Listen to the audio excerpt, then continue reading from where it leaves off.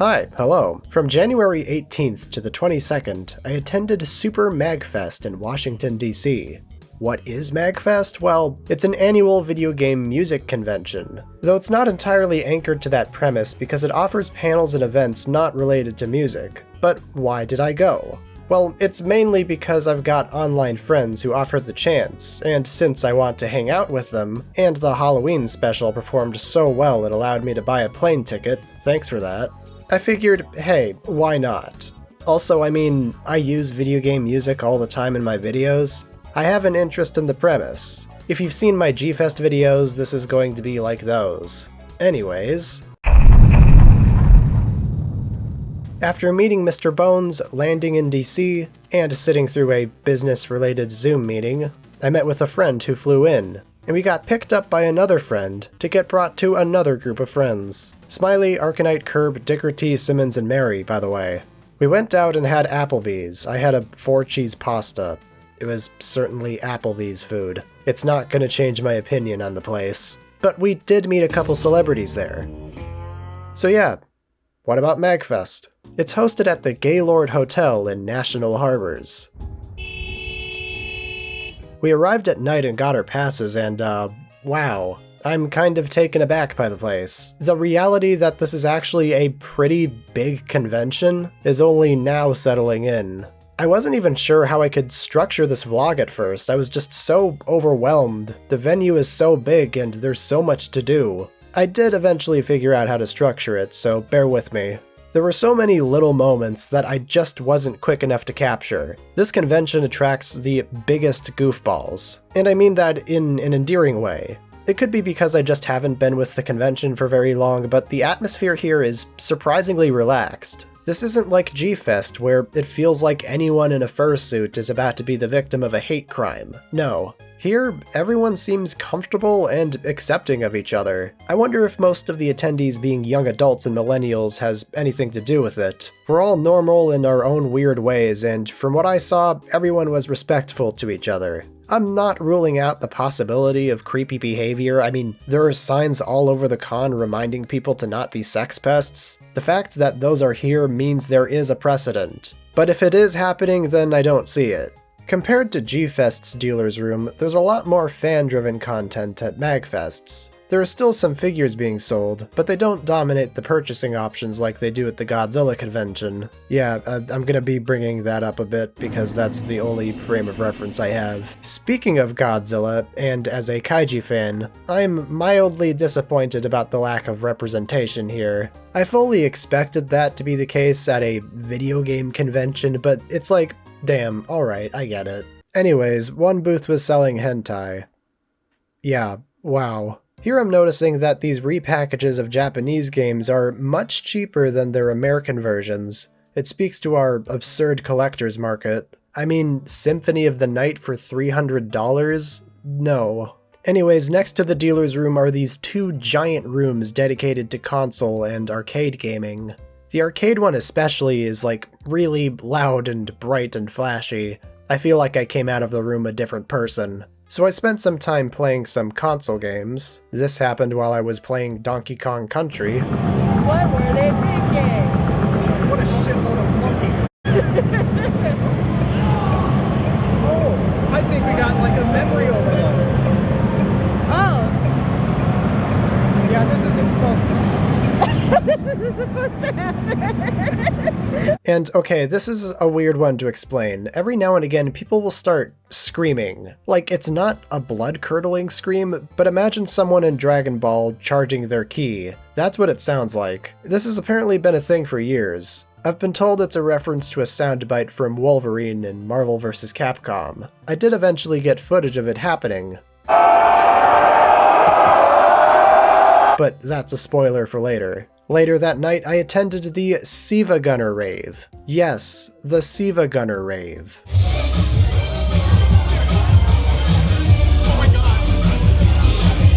Before I left for the night, I checked out the Godzilla Destroy All Monsters Melee tournament, in heavy quotations. Yeah, I didn't stick around for too long. It wasn't a serious tournament because it seemed like everyone was playing Destroy All Monsters for the first time that night.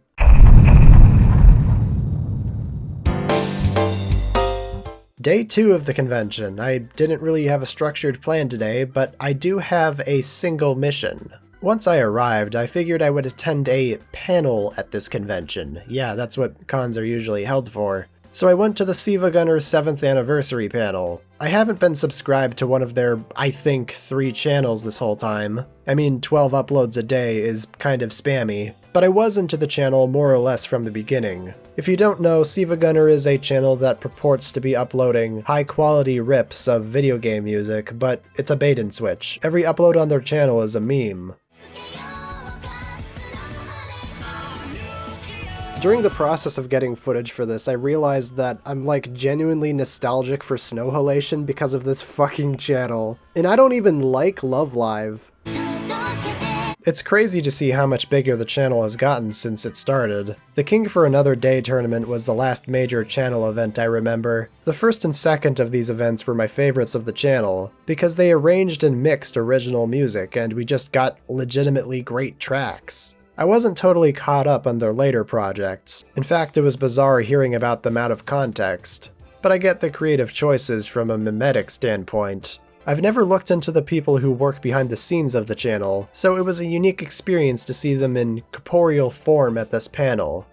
That goddamn goat. Thanks for unlocking that memory.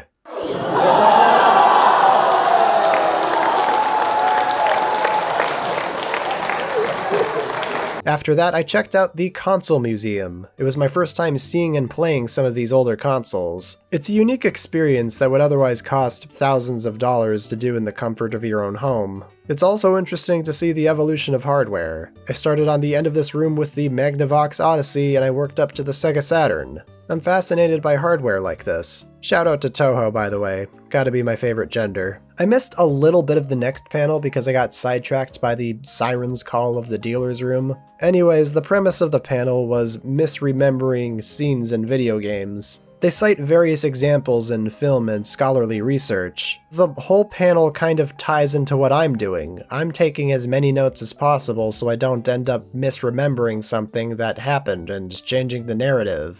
It was a really interesting panel, and I hope I'm not fulfilling its prophecy by taking notes like the sentence I'm writing right now instead of paying complete attention. But yeah, it's way more interesting than I think I make it sound. It looks like there was a camera recording the whole thing, so make sure to check this out if it goes online. And then finally, just my favorite way of living is hallucinating.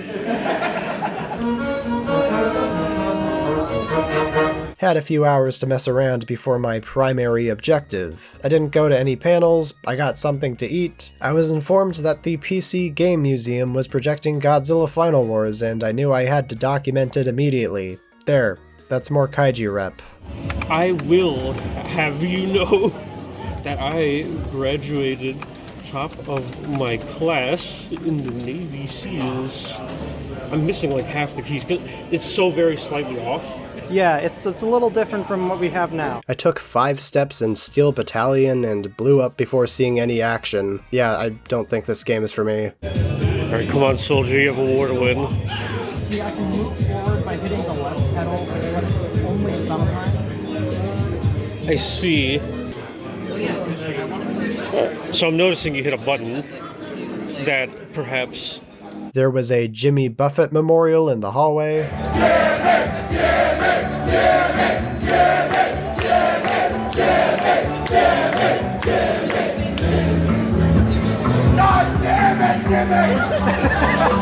After that, Kid Icarus signed my Dino Tank. Mission accomplished. That was it. That was the single concrete goal I had in mind today. So we headed back to the room and hung out for a couple hours. We watched some Games Done Quick speedruns. I still had some energy in me, and I was able to go in for one more run into the con for the night, which means my activities extended into...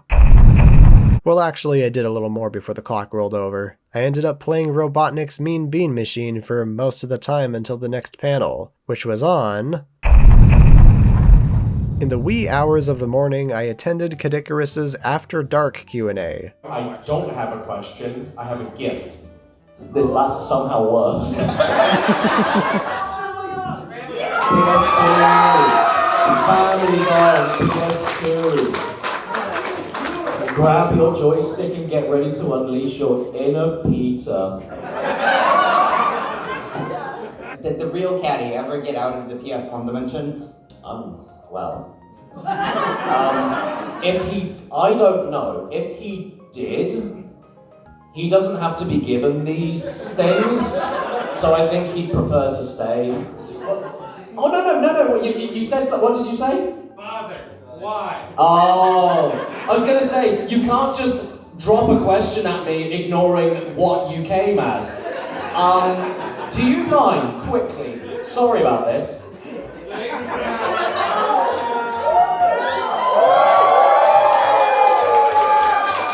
Most of the actual not safe for work questions happened at the end. She got arrested and detained by the British authorities for having Skyrim horse mods on her. Wait,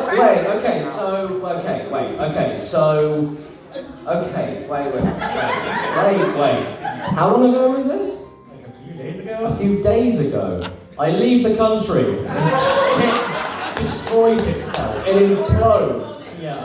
The only barrier between the authorities and horse enthusiasts was me, and I've left my post, and it's all gone wrong. I'm sorry. Everybody, I'm so sorry. But yeah, that was more or less the end of the night.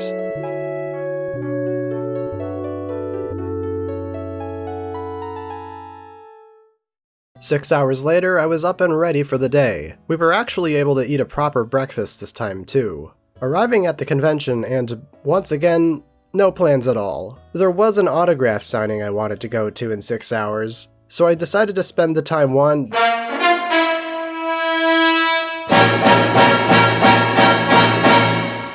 I spent the time wandering and taking in the vibes. You know, the atmosphere. When the company is lethal.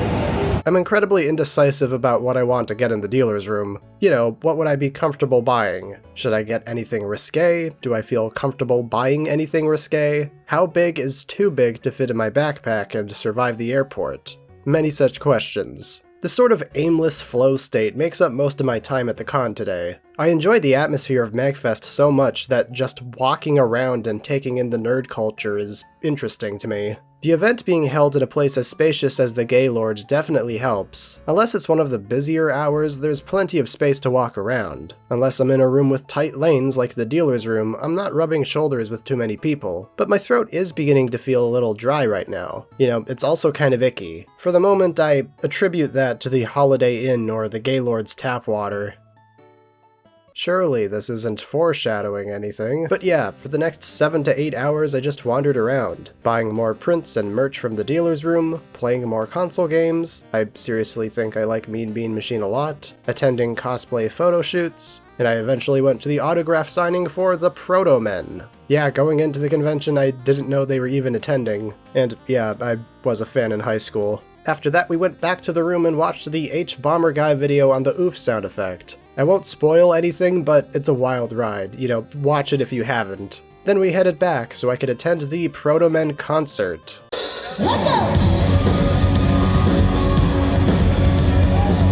This is actually the first concert I've ever been to, incidentally.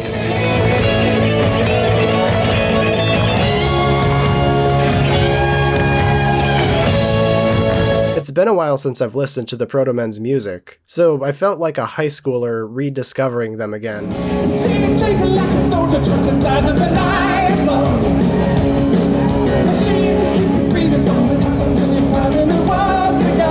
But yeah, that was a lot of fun. Like, probably my favorite moment from the convention. You had to be there. Holy shit! Holy shit! Holy shit! Holy shit! I loved it. I'm fucking dead though. Good night.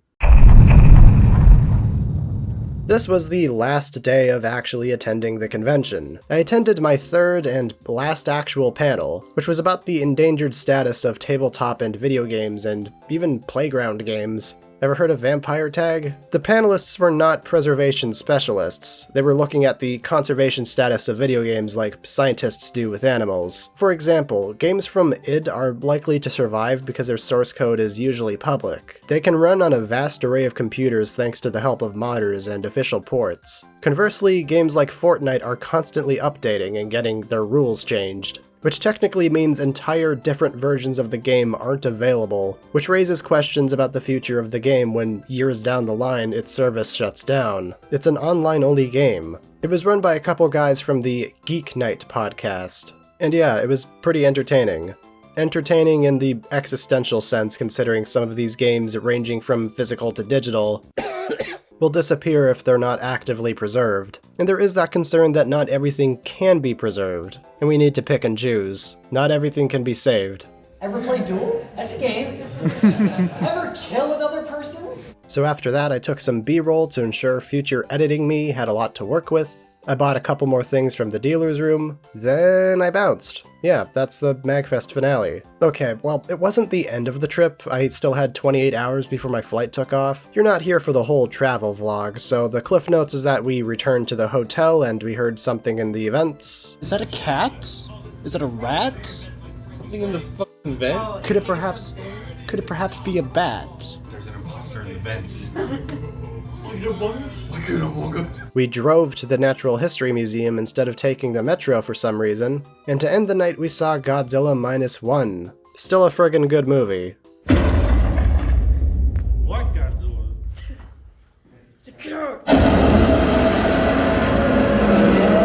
Alright, we're leaving. Also, Simmons' car got towed. The parking has a 2-hour time limit. This parking lot next to a movie theater, in an era where movies go over 2 hours on the regular. So yeah, don't park in this parking lot if you go to this AMC. I'll put up the address in post. So Monday rolled around. I definitely had some kind of convention bug at this point, but I did start masking up yesterday, just in case. I gave my tearful farewells to my dear friends, I was driven to the airport, then I flew home and took a rest before I started.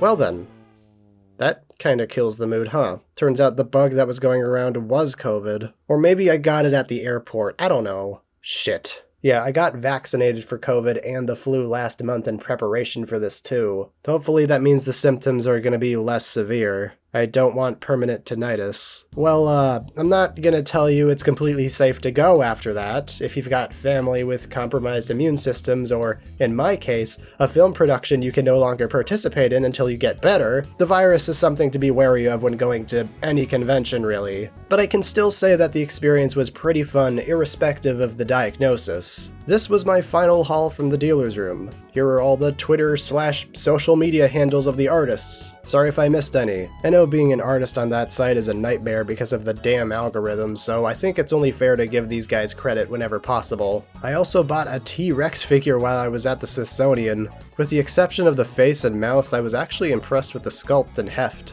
It's the only figure I bought on the trip too. Aside from the Protomen concert, my favorite thing about the trip was getting to meet online friends in person for the first time. Not to sound sentimental, but... Nah, this is sentimental, I'm gonna miss you guys. But what can I learn from this trip? What is it about this convention visit that should paint one's going forward? Well, for one, I need to buy a fucking selfie stick. I took some shaky B-roll footage. Also, COVID-19. It's still around, guys. I mean, I already knew that, but, I have it now. But yeah, Super Magfest is fun. I'll probably go again next year. Thanks for watching.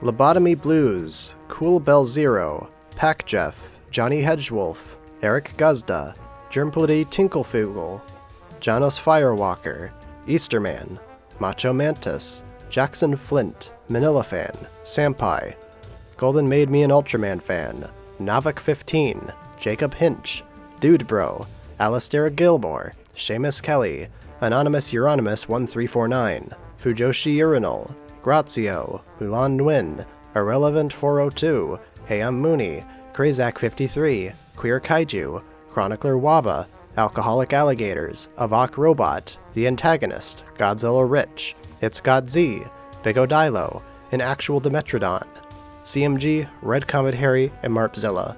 Thank you all very much.